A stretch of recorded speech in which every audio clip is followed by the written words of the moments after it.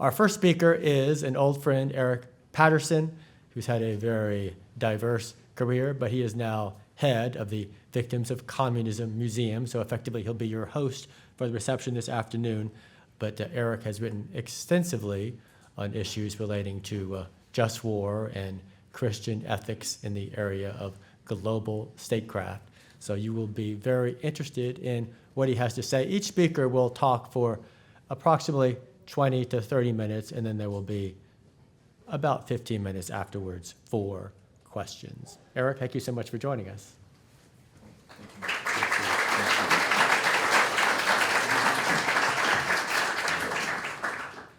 Well, everybody, it's great to see you. And there's so many colleges here that I love, including some of my students just walked in, and I'm delighted to see you. As Mark said, later this afternoon, we'll host you at the Victims of Communism Memorial Foundation in our museum. If you take a left out the doors and you're right here on the street corner, then take a left and go 2 blocks down towards the McPherson Square Metro. We're right on that corner, right on your left. And at about 5 p.m., we'll take a group picture on the steps of the museum. So head down there after the time that's here today. The museum is, basically the reception is that the museum is gonna be open to you. There'll be some light refreshments upstairs, but the museum will be open to you to go through. It's a beautiful art museum. It's also a history museum, and there's a current affairs exhibit about Venezuela upstairs. So I welcome you to that. Again, my name is Eric Patterson. I serve as scholar at large at Regent University, as well as president and CEO of the Victims of Communism Foundation here in Washington, D.C. And this conference, a sinew, in a sense, that binds it all together, or maybe better to say, kind of a skeletal framework that all of us agree upon, largely among the speakers, even if we have some differences on a specific policy or something, is what President Tooley called Christian realism. Some people might call it something like Augustinian realism, or perhaps just statecraft.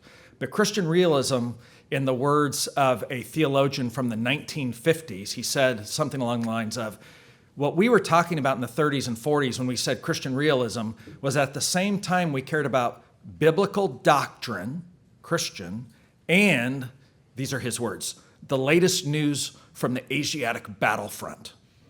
And what he was trying to say was authentically Christian in its themes, and at the same time applying a Christian worldview, that's the term we'd use today, to foreign policy and national security affairs, the current events of the day. That's what we're talking about, really. So whether it's Rebecca Heinrichs tomorrow, who's going to talk to you about nuclear weapons and weapons of mass destruction, if it's a presentation that's going to be on AI and technology, if it's a presentation about intelligence and surveillance and statecraft, if it's a presentation on moral injury, if it's a presentation on the just war tradition, or how we apply these things in the Middle East or Ukraine or competition with China, I think that the thing that you'll hear over and over again as a framework that's kind of hidden there is this thing that we call Christian realism. Now, where did it get its name? On the one hand, kind of a Judeo-Christian way of thinking prudentially about society, law, peace, war, etc., has been around since Joseph and Nehemiah and Joshua, all the way through the biblical period, right? I'm not going to explain something to you that is alien to the statesmen and stateswomen of biblical times or Christians over the past 2,000 years.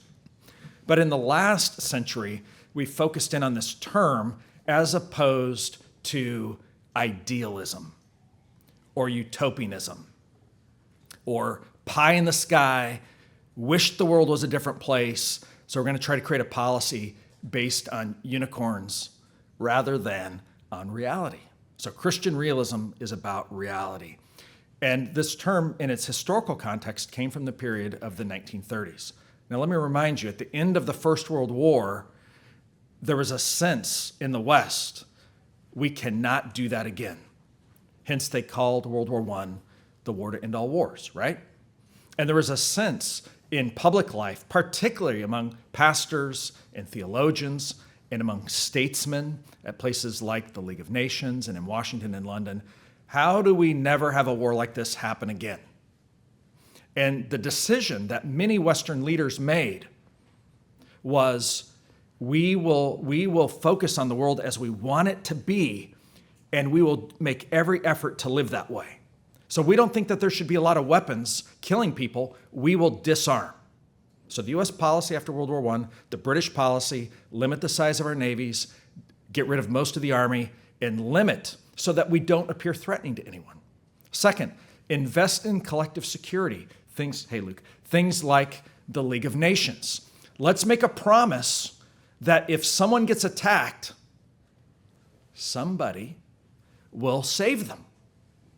And they outlawed aggression through the League of Nations Charter and through a variety of international laws and covenants. They put their faith in pieces of paper that were aspirational, such as the Paris Treaty of 1925 that you all learned of as the Kellogg-Briand Pact, a beautiful document that outlawed war. And if you outlaw it, then no one will go to war because then they'll be a criminal. No one wants to be a criminal, right? And this set of disarmament, international covenants, international organizations, by the way, it's not that those things don't have their merits, but a set of promises on paper led to the 1930s. And in 1933, as the Nazis take over in Germany, as in the 1920s, as the fascists take over in Italy, as the Empire of Japan becomes more and more aggressive, the so-called rape of Nanking and taking over Manchuria in the 1930s. Each of these instruments, these idealistic blueprints for world peace, all fell apart. And I have to tell you that Christians were complicit in not standing up because the philosophy of the day was not a principled theological pacifism, which actually there's hardly any of those people around, even today. Instead, it was so bad, can't we have a moral imagination about a world that would be different, where we would love our neighbor, we'd seek the common good? We could never go back to that, so we will give up just about anything to demonstrate that we are nice. And if we just show them that we're nice and we're reasonable, they won't feel threatened.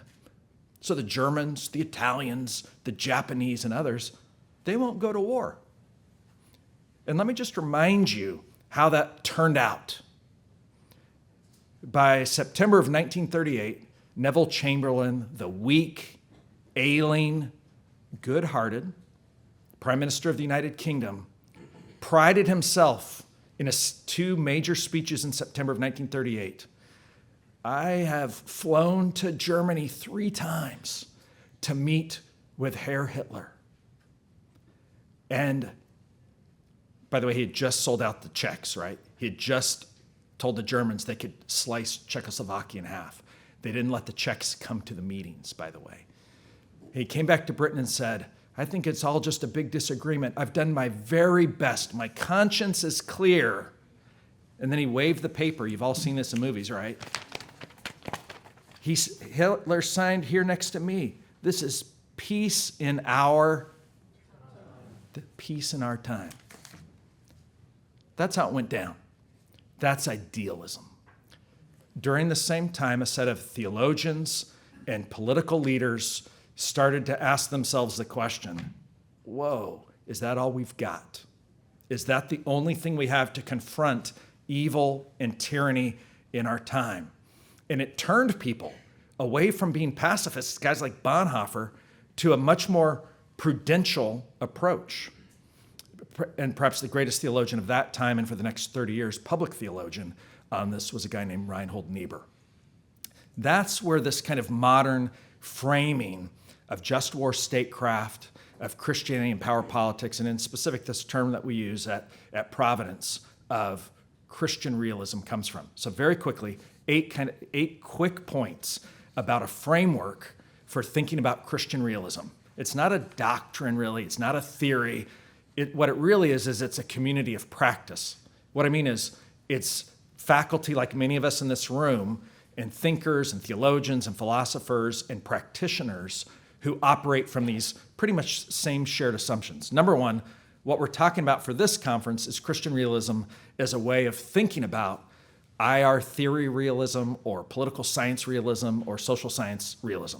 So for those of you who've taken a class kind of in those areas, what we're talking about for this is largely in the areas of foreign policy and IR theory, a type of realism that's a moral realism.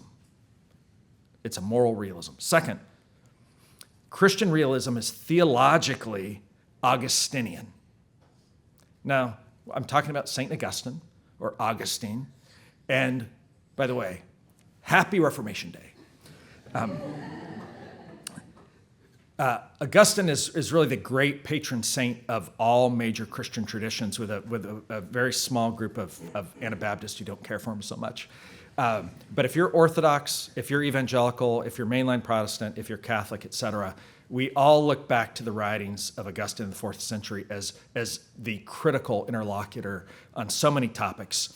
And when I say Christian realism is theologically Augustinian, there's a lot that could be said, but let me point out that at its heart, it's the anthropology. It's about how to think about men and women. And what Augustine reminds us, counter the idealists. Remember, the idealists say, oh, we can do better. We can perfect society over time. We can learn our lessons. And Augustine says, you have to start with sin and human fallenness. If we're talking about social life, you start with the reality of human fall, of human sin, that mixed into society is pride, ego, lust, greed, vengeance. But that's not all, right? That is not all. The other side of the Augustinian anthropology is, and we are made in God's image, and we have a responsibility because we're made in the imago Dei. God raises us up in certain vocations. By the way, some of you will end up in public service vocations. You'll be in law enforcement. You'll be in the intelligence community. You'll run for office. You'll serve a president. You might become the president. All of those licit, in other words, good, common good vocations. Augustine reminds us, yeah, humans are sinful, and you have to start with that. But at the same time, we have a responsibility to be promoting the good.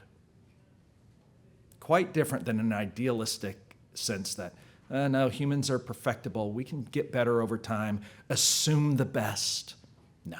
Third, Christian realism emphasizes political order when thinking about social life. Political order. Think about how much effort was made to create political order in the kingdoms of the Old Testament. Think about the teaching of Romans 13, that first and foremost, government has a role to play in terms of order, security, and justice. Okay? So Christian realism emphasizes the way you do love your neighbor is through protection and defense and seeking justice. That's how we do in social life, love of neighbor. Fourth, Christian realism emphasizes power. Now, I'm waiting for the great church sermon by a pastor on power, because power is not necessarily a bad thing. Any set of social relations may have a power dimension. Your dad had a power dimension of power in your family. Your mom did. Your pastor does, and the church board does in a church. Social life has relationships of power. But Christians get weirded out. I don't know about that, imposing my will on somebody, not being nice, okay? Power is simply about responsibility. Power is exercising stewardship and authority in the domain where you have been entrusted with that authority. That's what power is. A famous social scientist said, well, there's 3 ways of thinking about power and action. One is, I force you to do what I want you to do. And by the way, there is a place for that, right? Boot camp, little kids, etc.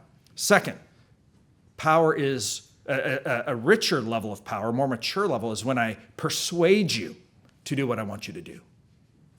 And there's a role for that, right? We call that diplomacy. We call that deterrence. And a third type of power is when I convince you that it's actually in your own interests, because it's a mutual good, it's a common good, to have that outcome. I mean, that's a very powerful way of thinking about influence, is helping the other to see that you're seeking a common good. Now, isn't that a good, that's a Christian, these are Christian ways to be thinking about power, depending on what kind of level of authority and responsibility you have. Power can be exercised for the good. Fifth, Christian realism is very critical of collective chauvinisms. And the old Christian realists use this word all the time. chauvinism. And what they mean, we have words like this today. What we mean is things like racism, ethno-nationalism, violent Islamism. In other words, when a group says of itself that people in the group are morally superior than the people outside the group. And the Christian realists writing in the 40s and the 50s in particular were very critical, whether it's National Socialism or Nazism that has a racial preference built into it. They're very critical because, and here's why. Individuals will sin, right? But groups, something happens in kind of a mob mentality where restraint falls by the wayside. And so the Christian realists writing in the 40s and the 50s were very critical of, well, how is it that good common people got swept up in Nazism? How is it that good common people look the other way when the communists drag their neighbors out in the middle of the night? And it's because of this thing where we as humans can fall into a great sin if we get swept up in a group identity that justifies prejudice and sinful differentiations. Sixth, Christian realism, and this is important if you're thinking about pacifism, you're kind of wondering, aren't I supposed to turn the other cheek? So this point's going to be important for you. Christian realism looks at what social scientists call all three levels of analysis. So when you're looking at social phenomena, how we interact in society and at the world stage, there's interpersonal. In other words, there's the individual level of dynamic, you and another person. But there's also all that happens within a society, the second level of analysis. And then at the international level, there's everything that happens above and outside of any one government. All you IR theorists are saying, yeah, anarchy, right? Not chaotic anarchy, but meaning anarchy, no government. But when we think about, Christian realists think about all three levels of analysis. Because on the one hand, the kind of classical strategic studies realist says, who cares what individuals do? All we care about is government to government. Well, that's important analysis, but that's not all that's out there. A lot of well-meaning Christians say, I'm just supposed to love my neighbor, onesie, turn the other cheek, right? I mean, isn't that how we do this stuff? And we have to be thinking, what's the right, how do I love my neighbor in the setting that we're in?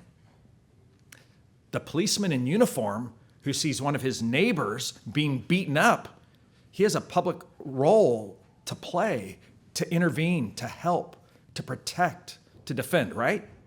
That's how he loves his neighbor, because he has taken on the vocation, the role of public service. Now, that same policeman, 7:30 p.m., he's off duty and he's driving home and somebody cuts him off. He's not supposed to curse them out or anything like that. He's supposed to, that's when you say, okay, it's not my own ego. I got my toes stepped on. I don't act out in anger, vengeance, etc. You act as a private citizen in those times. Does that make sense? In other words, mature ethics recognize that there really is a difference between just an interpersonal interaction and then interactions between governments, between societies, etc. And so we want to be smart about thinking, how do we love our neighbor? How do we protect and defend in each of those categories? Two more. 7, Christian realism is very skeptical of all totalizing ideologies. In other words, Christian realism is skeptical of isms. You know, isms like communism or socialism or Nazism or fascism that have a big idealistic blueprint. Really, all of those are idealistic blueprints that a small group of elites wants to impose on you in society and plan everything. Christian realists are very skeptical of these big, grand plans. And one of the reasons for that is because it's just contrary to human nature. And that those isms are actually usually not just ideologically driven, but idolatrous. Because each of them is driven by a totalizing claim. We know better than everybody else. We have the new religion in a sense. Our ideology answers all the questions to life, the universe, and everything. And Christian realists say, no, there's only one true answer to all of those questions, and that is in Christianity. Last one. Christian realism emphasizes limits and restraint.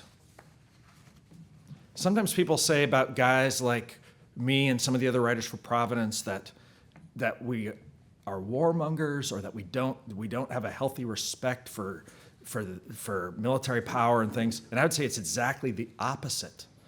Christian realists are very concerned about limits and restraint. You'll often find in their writings words like unintended consequences. We don't trust the idealists with their grand plan to try to impose it by force. Christian realists famously in the 1950s wrote quite a bit about the importance of democracy, not because human beings are so valuable so we ought to care what they think, but because democracy is checks and balances, separation of powers, federalism. In other words, democracy as a procedure limits the centralization of power. Christian realists love recognizing that humans are flawed. As Madison said, if men were angels, we wouldn't need government. They're not angels, so we need government. And what's the best way to restrain that we have today is mechanisms for separating powers, for restraint, and the like. So you'll find in Christian realism writings lots of actually kind of a humble emphasis on limits and restraint. Well, it was that type of thinking in the 1930s that started to galvanize people in the United States and elsewhere to take a stand against tyranny, and motivated many people to change their views by 1940, 1941, that there really was evil in the world and that sooner or later the United States and other Western countries would have to stand up against it.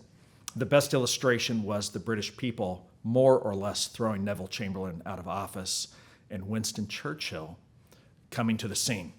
Now, I don't say that Winston Churchill was a great Christian, but he was operating in this kind of Judeo-Christian framework because he was the inheritor of this type of civilization when he took over as prime minister. And others, whether they were explicit Christians like John Foster Dulles, who was Eisenhower's Secretary of State, or leaned in the direction of Christianity, like Harry S. Truman, many of them, you'll find these principles are kind of the way that they operated when in office. So with that, let me transition and open it up for your questions or comments in the time that we have. So if you'd raise your hand, and we're going to set the stage here for how we do Q&A for the rest of the time. When you're called upon, we want you to stand up. We want you to very quickly tell who you are and what your school is and whether or not you love the Dodgers. And then, I'm from California. And then quick question. Who's first? And by the way, we're going to try to privilege students over faculty, if we can.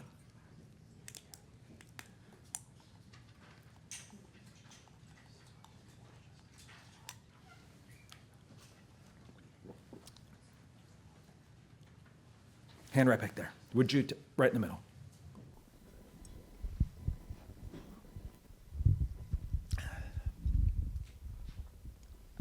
Jesse Bowes, Abilene Christian University.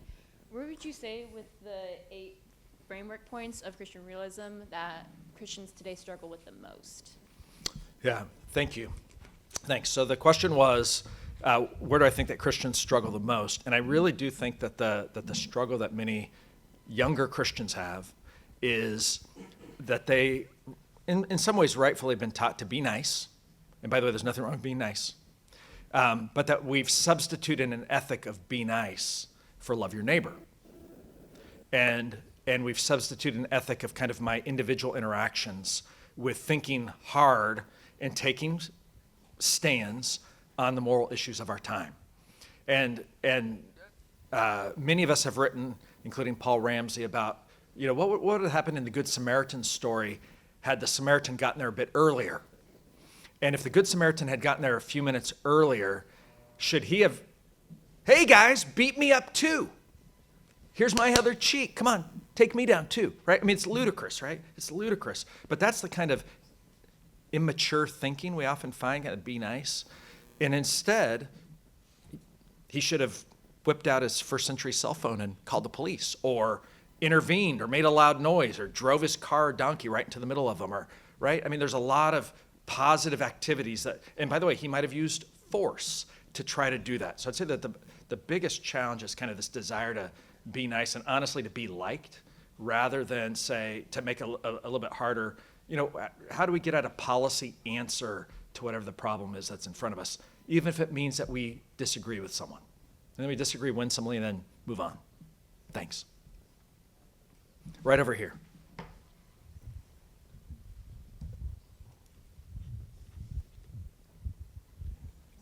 Okay. Hi, my name is Eunbi Choi. I'm studying the international relations at the Liberty University. I also interns at the Religious Freedom. My question's is regarding something international policy, as I'm international relations student. Do you think Christian realism can function on such as, for example, Muslim-dominated countries, or countries such as Asia? Because I'm actually originally from South Korea, not based on the Christian foundation, but other religious foundation. Thank you. Thanks. And thanks for working at my dear friends at RFI with them. So the question is, can Christian realism function in a non-Christian environment, right? And so the purpose of this conference first is to be empowering you as Christian leaders of tomorrow to have a framework and tools for thinking, about social, political, legal phenomena. I mean, that's what this conference is really about. We're trying to tell you that you don't have to try to make this, by the way, what is the great sin of evangelicals? I would say novelty. Evangelicals are, what's the new thing? What's the new thing happen at that church? What can we, what's the latest fad, right? Well, here's the good news when it comes to law, politics, and society. We have the Bible plus 2,000 years of Christians thinking about, how do we do law enforcement? How do we seek peace? How do we do the military? We have this going all the way back to the 1st century. And so part of what we're doing is we're initiating you all into that tradition. And it is a Christian tradition. Now, part of the good news is that elements of that tradition, what we call the just war, the just statecraft tradition, has actually become the basis for international law today. The old just war tradition, which is very real today, says that, well, if you're going to use force should be used by legitimate authorities acting on a just cause with right intent first and foremost, right?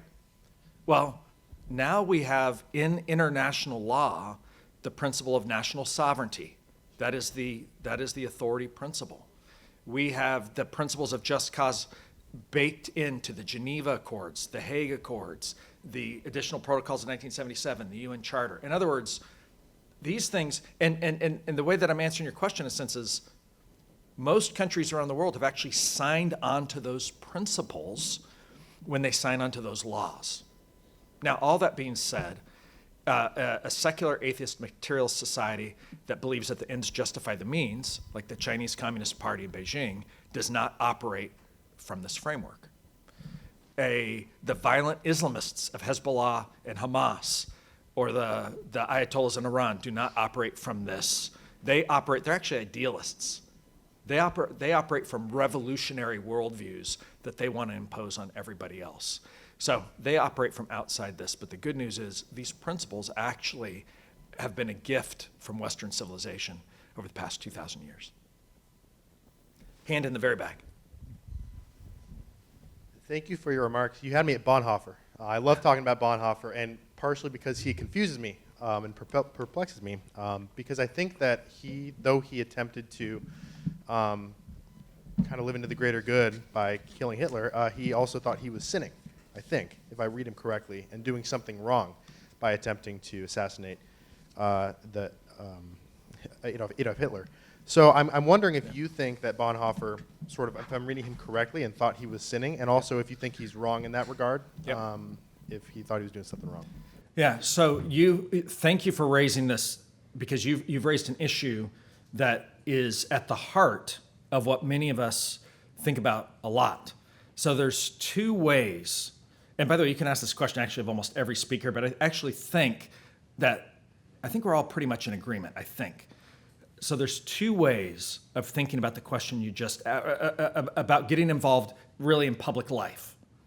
And one view is that when we get involved in law enforcement, or we become the President of the United States, or a state governor, or we become the Prime Minister of the United Kingdom, or we become a member of the military, that any of those jobs, any government job really, has a level of force being applied. And it can be lethal force, killing the enemy that's attacking you, etc. And therefore, if you do that, if you participate in that, you sin. You have dirty hands is the language. You have dirty hands. But it's a lesser evil. By the way, I used to think that. I don't anymore. And the classic just war tradition more or largely doesn't fully go in that direction. Instead, the alternative view is that people in those public service vocations are acting virtuously by protecting, by guarding, by defending. In other words, they have a calling to protect and defend the vulnerable, the weak, the innocent, the unarmed, right? And they don't sin by protecting them, even if they have to use lethal force. So at the root of that question, and there's more to it, including an important distinction between force and violence, but at the root of that question is this thing about, can force be employed morally, even to the point of death? And the just war tradition and this Christian realist way of thinking typically says, yes, that's possible. Yes, we need protectors and defenders. Okay. Hand right there.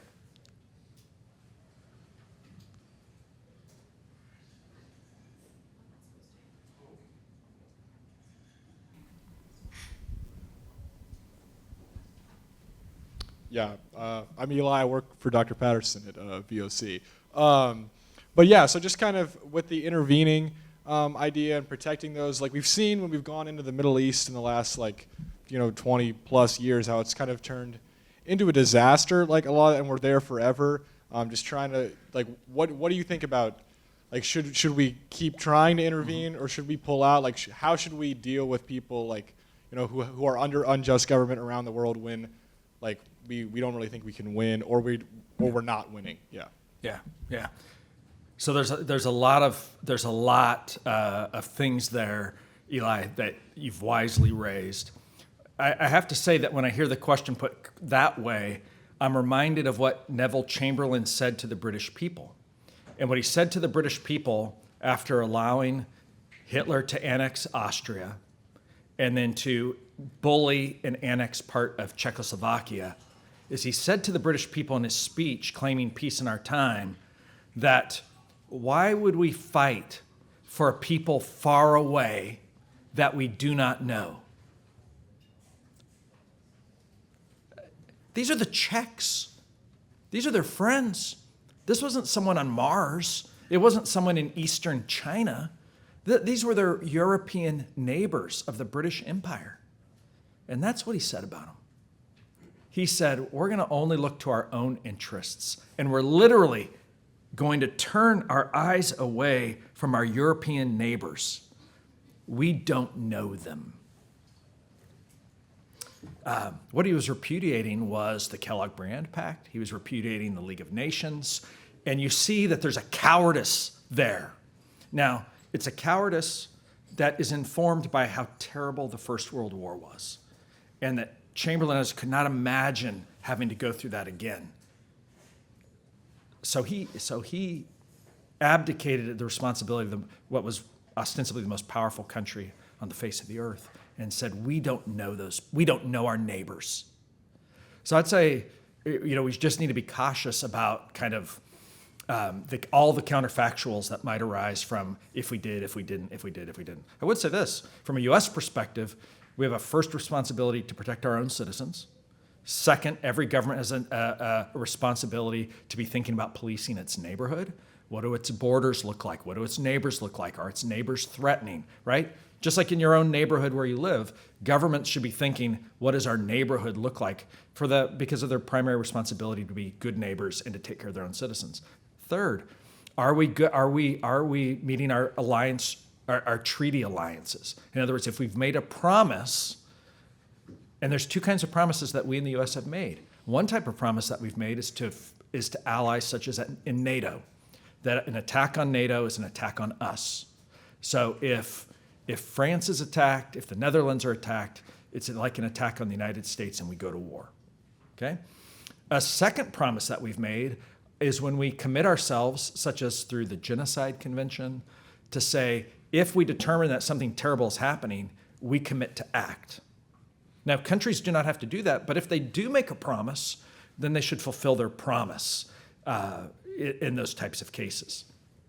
So I haven't answered specifically about the Middle East, but I am talking about a framework for thinking through protection and meeting your promises. If you make commitments, that you follow through on those types of commitments. But let me just end by saying that this there's some famous Christian realist thinkers like Jean Bethke Elshtain and J. Darrell Charles who are anchors of this tradition. And they really do, they've written a lot, including in Providence, about how to think about, there's all these needs around the world. We need to recognize, we need to not turn our face away. Jean Bethke Elshtain calls it equal regard. Everybody's a human. And so if there's a terrible need abroad, we give in our heart a sense of equal regard to the needs that they have. But that doesn't mean that we can solve everybody's problems. So there really is a difference between not acting but knowing how terrible it is and turning away and saying, we don't know those people, like Chamberlain did. Yes?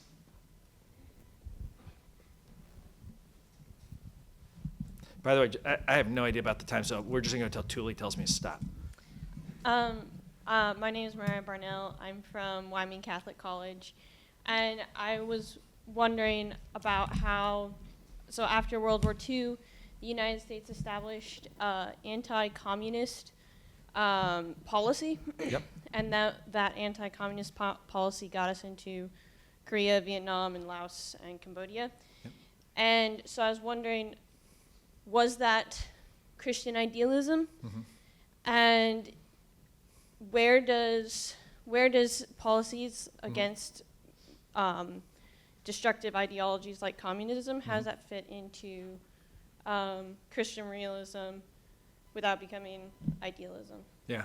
Well, those are two, thank you. Those are two very large questions. Let me say on the first one that the policy of the United States by both Republican and Democratic administrations, which were largely anti-communist on both sides, was a policy of containment. So it's not allowing communism to spread into places that were free countries or newly liberated former colonial possessions. So remember, the policy was never, in those years, it was never rollback. So there was not a single instance of the United States or us with our NATO allies attacking to roll back communism.